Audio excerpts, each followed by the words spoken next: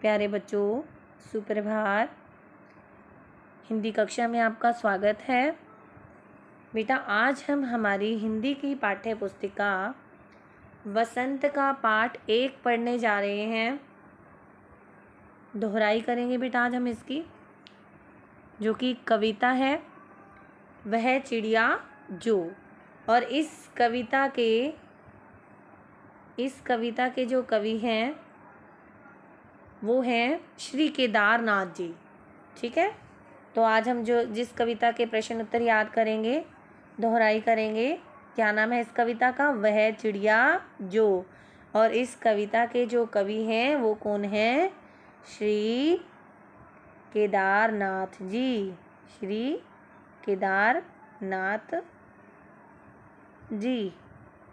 Is it clear? Okay बेटा, ये याद रखना है आपने। यहाँ से आपका एक पहला प्रश्न भी बन जाता है, वह चिड़िया जो। इस कविता के कवि कौन है? ओके बेटा, तो आगे से एक बात ध्यान रखना, जिस भी पाठ को पढ़ते हैं या जो भी हम कविता पढ़ते हैं, उसका विषय और उसका उपविषय, ठीक है, विषय और इसका, अगर कविता है तो उसका कवि कौन है। यदि हम कोई पाठ पढ़ रहे हैं, निबंध है या संस्मरण है या कहानी है, तो उसके लेखक कौन है। तो बेटा ये चीज़ें आपने पहले ही याद कर लेनी है। इज इट क्लियर बेटा?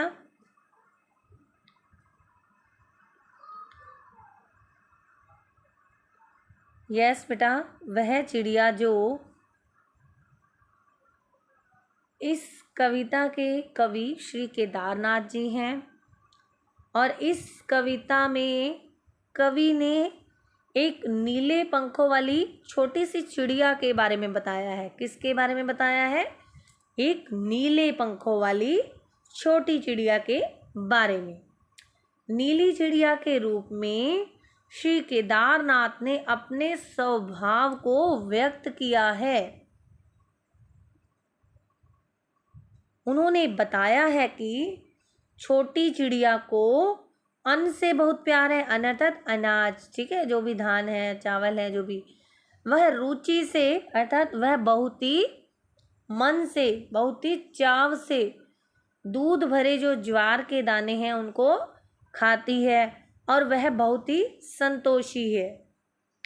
छोटी चिड़िया वन में घूमकर अपने गले से मीठा स्वर में गाना भी गाती है और उस चिड़िया को एकांत में रहना पसंद है। और वह पानी कहाँ से पीती है? वह जो उफनती हुई नदी है उससे पानी की बूंदों को चोंच में भरकर ले आती है। और वो छोटी सी चिड़िया है, वो बहुत ही साहसी है और उसे स्वयं पर बहुत गर्व है। उसे नदी से भी बहुत प्यार है। ओके बेटा, तो आइए अब हम इस पाठ के प्रश्न उत्तर याद करेंगे। ओके बेटा, लेट्स स्टार्ट। कविता पढ़कर तुम्हारे मन में चिड़िया का जो चित्र उभरता है उस चित्र को कागज पर बनाओ। आपने बेटा जो भी आपके मन में, ठीक है, आपने जो ये कविता पढ़ी है, मैंने आपको पढ़ाई थी और इसका सार भी मैंने अभी आपको बताया। आपको जब ये कविता आप पढ़ेंगे तो आपके मन में जो भी चित्र उभरते हैं चिड़िया के, ठीक है, उसको आपने कागज पर बनाना है। एक चिड़िया आपने ड्रॉ करनी है अपनी उत्तर पुस्तिका में, ठीक है बेटा। तो आगे लिखना है बेटा, कविता पढ़कर हमारे मन में निम्नलिखित चित्र उभरते हैं। आपने उस कविता को, चिड़िया को बनाना है, तो आप किस तरह की वो चिड़िया बनाएंगे? ठीक है, नीले पंखों वाली। ओके, आगे चलते हैं बेटा। वह नीले पंखों वाली सुंदर चिड़िया है। वह नीले पंखों वाली सुंदर चिड़िया है। चिड़िया मधुर स्वर में जंगल में गाती है। वह बहती नदी का पानी पीती है। चिड़िया का जो आकार है वो छोटा है, जैसा कि मैंने आपको अभी बताया था कि वो बहुत ही छोटी सी चिड़िया है, ठीक है। उसे जो है आज़ादी बहुत ही पसंद है। Is it clear? आगे चलें बेटा। प्रश्न नंबर 2 है, तुम्हें कविता का कोई शीर्षक देना हो तो क्या शीर्षक देना चाहोगे? उपयुक्त शीर्षक सोच कर लिखो।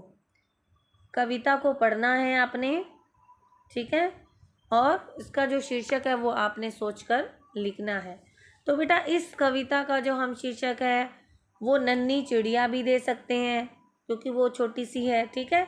सुंदर चिड़िया भी दे सकते हैं या परिशर्मी चिड़िया भी दे सकते हैं। Is it clear? आगे चलते हैं बेटा। प्रश्न नंबर 3, इस कविता के आधार पर बताओ कि चिड़िया को किन किन चीज़ों से प्यार है।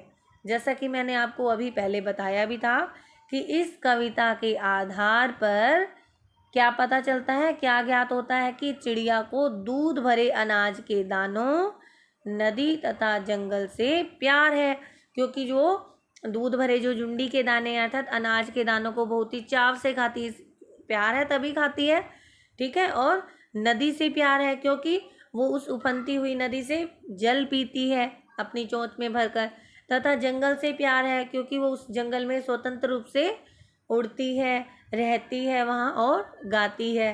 चिड़िया जुंडी के दाने एवं अन्य अनाज के दानों को खाना पसंद करती है।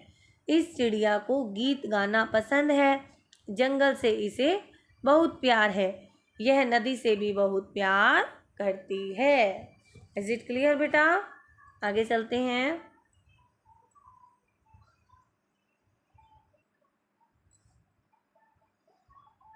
यस बेटा, आगे प्रश्न है, आशय स्पष्ट करो। रस उड़ेल कर गा लेती है। रस उड़ेल कर गा लेती है, इसका आशय स्पष्ट करना है, ठीक है। चिड़िया जो है वो जंगल में जब अकेली होती है तब वह बिना किसी डर और संकोच के उन्मुक्त अर्थात बिल्कुल स्वतंत्र भाव से गाती है और वह बहुत ही मधुर स्वर में गाती है, मीठे स्वर में। उसके स्वर को उसकी जो स्वर की मधुरता है वो वातावरण में रस घोल देती है। तो रस उड़ेल कर गा लेती है अर्थात वो बहुत ही मधुर स्वर में गाती है और उसके स्वर की मधुरता से जो सारा वातावरण है वो भी रसमय हो जाता है अर्थात उसमें रस घुल जाता है। ओके, तो चिड़िया जंगल में जब अकेली होती है तब वह बिना किसी डर और संकोच के उन्मुक्त भाव से गाती है और वह मधुर स्वर में गाती है। उसके स्वर की मधुरता वातावरण में रस घोल देती है। Is it clear? आगे बेटा, चढ़ी नदी का दिल टटोर कर जल का मोती ले जाती है।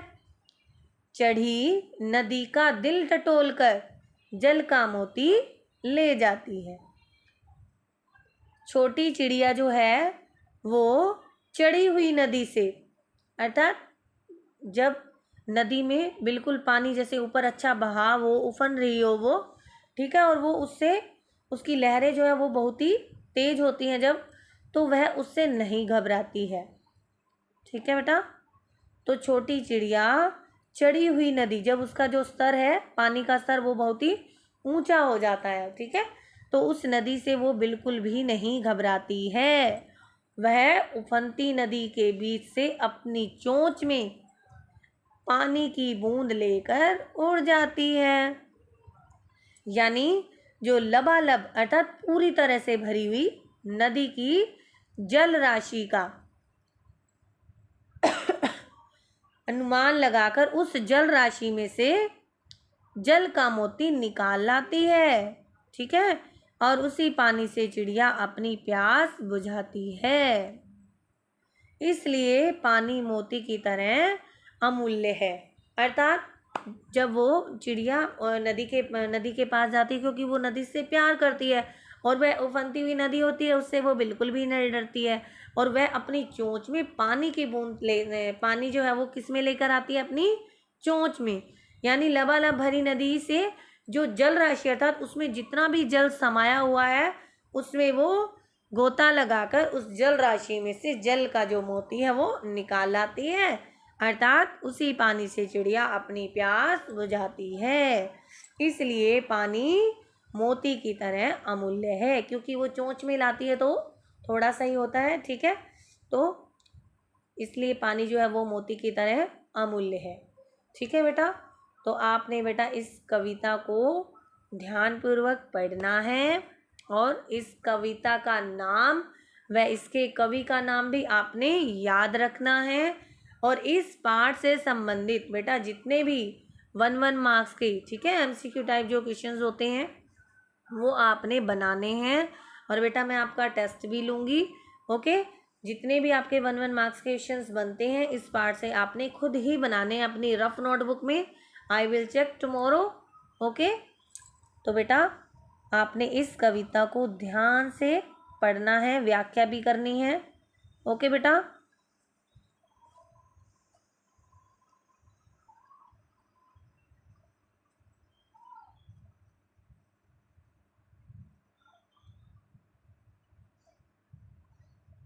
ओके बेटा, थैंक